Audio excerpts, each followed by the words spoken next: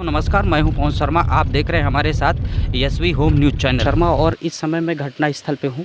आपको अवगत कराना है कि पिछले वर्ष बिहार थाना उन्नाव में एक लड़की को जला करके मार डाला गया था और उसी क्रम में उसके भतीजे का अपहरण कर लिया है।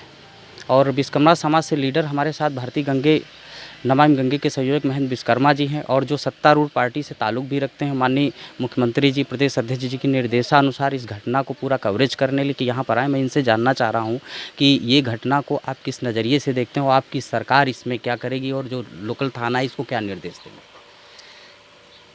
मैं जब ये घटना घटी थी उस समय भी मैं आया था और जैसे मुझे पता चला कि बच्चा गुम हो गया है, आज मैं मृतक मोहिनी के घर पे हूँ और मुझे बड़ा आश्चर्य होता है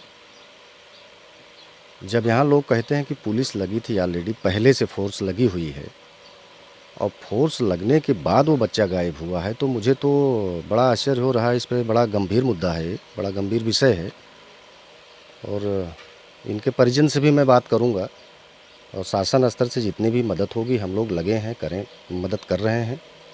माननीय मुख्यमंत्री जी और माननीय हमारे प्रदेश अध्यक्ष जी, माननीय रक्षा मंत्री जी, सारे लोग लगे हैं। बराबर बात होती रहती है।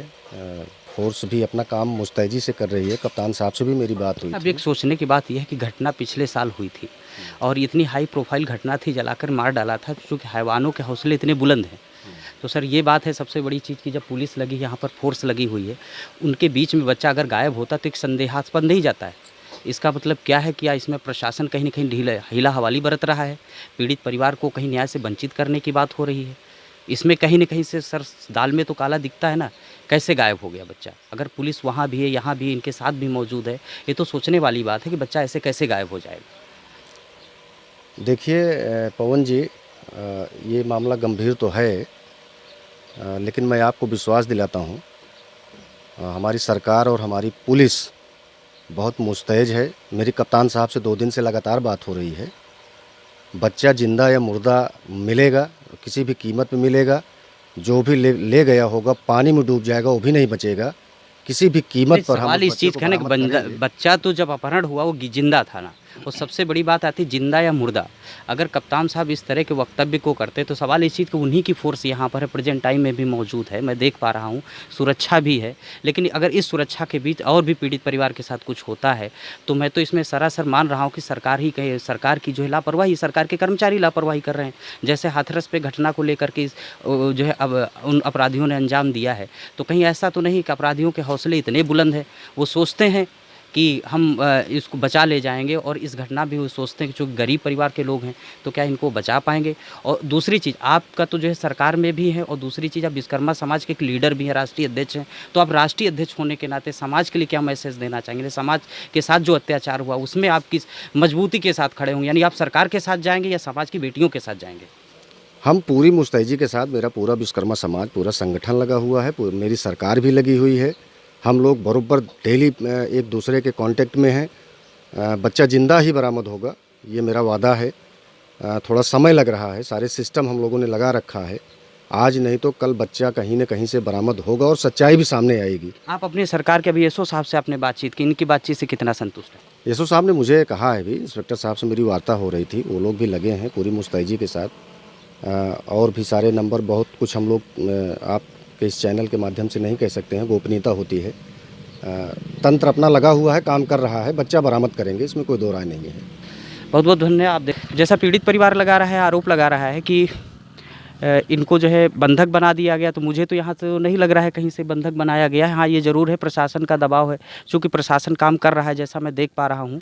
और सरकार की तरफ से तो हमारे साथ ये महेंद्र विश्वकर्मा जी भी हमारे साथ, मैं इनसे ही जान लेता हूँ, आप क्या ऐसा कुछ यहाँ फील कर पा रहे हैं क्या? पीड़ित परिवार जो कह रहा है वो उसकी भी बात अभी जब ये बच्चा गायब हुआ है, तो क्या आप इनको लखनऊ ले जाएंगे? माननीय जिस दिन ये बच्चा गायब हुआ है, बता रही हैं कि पीएसी के कुछ जवान यहाँ पर थे।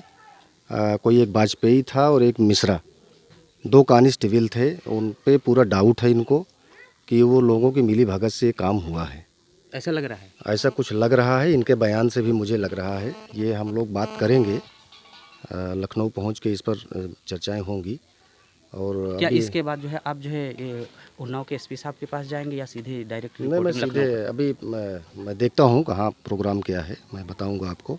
और माननीय इंस्पेक्टर साहब से भी बात हुई है। इंस्पेक्टर साहब ने कहा कि अभी जो ये पीएससी के कांस्टेबल की बात आई है मेरे सामने, इन लोगों ने मुझसे नहीं बताया था, तो मैं उनसे भी निवेदन करूंगा कि वो कांस्टेबल को बुला करके उनसे भी पूछताछ हो।